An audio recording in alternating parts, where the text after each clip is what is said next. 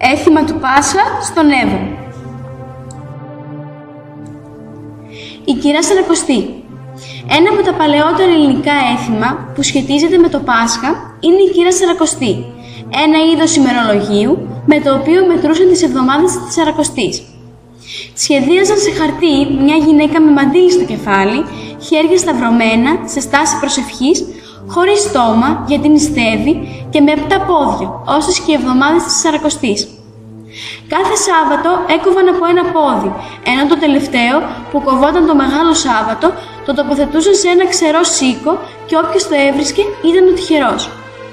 Σήμερα συνηθίζεται να φτιάχνουμε την κύρα Σαρακοστή με ζυμάρι από αλεύρι, αλάτι και νερό. Το θάψιμο του αυγού. Το πρωί της καθαράς Δευτέρας, άντρες ντυμένοι με παραδοσιακές στολές κρεμούσαν ένα βραστό αυγό με σπάγκο σε ένα δοχείο και περπατούσαν στους δρόμους του χωριού, ψάλλοντας το τραγούδι του Χριστού και μυρολογώντας σαν να συνόδευαν πεθαμένο. Στη συνέχεια, έθαβαν το αυγό σε ένα χωράφι. Στη δεύτερη Ανάσταση ξέθαβαν το αυγό και ύστερα διασκέδαζαν με κρασί και τραγούδια. Το θάψιμο του αυγού συμβόλιζε την ταφή του Χριστού, ενώ όταν αυτό ξαναρχόταν στο φως, την Ανάστασή του. Το έθιμο Ρουμάνια στη Σαμοθράκη. Το Σάββατο του Λαζάρου, παιδιά, κρατώντας καλαθάκια με πολύχρωμα κουρέλια, γυρνούσαν σε όλο το χωριό και τραγουδούσαν το παραδοσιακό τραγούδι «Ρουμάνια ρουμανίζουμε, για 5 αυγά γυρίζουμε». Τα παιδιά έδιναν τα κουρέλια στις πόρτες των σπιτιών για καλοτυχία και ευημερία και οι νοικοκυρές πρόσφεραν στα παιδιά αυγά ως αντάλλαγμα. Τα κάλατα του Λαζάρου στη Γεμιστή. Την ημέρα της Ανάστασης του Λαζάρου στη Γεμιστή τραγουδούσαν τα κάλατα του Λαζάρου. Τα κορίτσια ετοίμαζαν ένα ομοίωμα του Λαζάρου με 2 ξύλα που σχημάτιζαν σταυρό, τα οποία τύλιγαν με διάφορα πολύχρωμα υφάσματα. Την προηγούμενη μαζεύανε πιζήρια, ανεμόνες για το στόλισμα του Λαζάρου.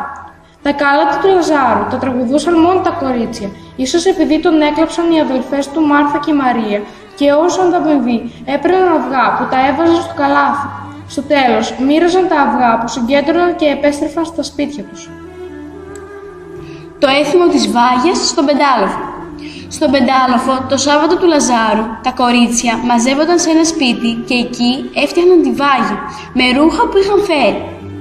Το βράδυ κοιμόντουσαν όλα μαζί και την επόμενη μέρα, Κυριακή των Βαΐων, γύριζαν όλα τα σπίτια του χωριού, τραγουδώντας σε κάθε σπίτι διαφορετικό τραγούδι, ανάλογα με τα άτομα που έμεναν σε αυτό. Όταν τελείωναν, γύριζαν στο σπίτι που είχαν φτιάξει τη Βάγια. Εκεί η νοικοκυρά ζύμωνε μια πίτα με το αλεύρι, τα αυγά και το λάδι που είχαν μαζέψει και την έτρωγαν. Στη συνέχεια, οι μεγάλες γυναίκες χαλούσαν τη Βάγια και όλοι μαζί χόρευαν το τραγούδι «Την Πασχαλιά ανήμερα». Το βάψιμο αυγών με αμύλιτο νερό στους κήπους. Στους κήπους, τη Μεγάλη Πέμπτη, οι γυναίκες έβαφαν τα αυγά με αμύλιτο νερό. Από το πρωί που ξυπνούσαν και την ώρα που έβαφαν τα αυγά, δεν μιλούσαν σε κανέναν. Τα βαμμένα με αμύλιτο νερό αυγά τα φύλαγαν δίπλα στο εικονοστάσι για όλο το χρόνο. Όταν έβρεχε ή έριχνε χαλάζι, τα έριχναν έξω για να προστατεύσουν τις οδιές και τις περιουσίες τους. Αυτή η παράδοση σχετίζεται με την Παναγία που μαζί με τις μυροφόρες παρακολουθούσαν σιωπηλά όλη τη διαδικασία πριν από τη Σταύρωση του Χριστού. Το κάψιμο του Ιούδα. Οι νεότεροι συνήθως, αφού έφτιαχναν το ομοίωμα του Ιούδα, το περιέφεραν από σπίτι σε σπίτι και ζητούσαν κλαδιά. Τη Μεγάλη Παρασκευή, μετά την περιφορά του επιταφείου, έβαζαν φωτιά στα κλαδιά και έκαιγαν τον Ιούδα, πιστεύοντας ότι ρίχνουν στη φωτιά τη φιλαργυρία, τη δειλία του και οποιαδήποτε μορφή προδοσίας. Η Ανάσταση στη Γεμιστή. Το βράδυ της Ανάστασης όλοι φορούσαν τα καλά τους σε φωτεινά χρώματα που γίνονταν φωτεινότερα από το φως των κεριών της Ανάστασης. Άκουγαν και έψαλαν όλοι μαζί το Χριστός Ανέστη. Και όσοι παρακολουθούσαν την αναστάσιμη λειτουργία γιόρταζαν την Ανάσταση του Χριστού, ενώ αγαλίαση και χαρά γέμιζε τις ψυχές τους.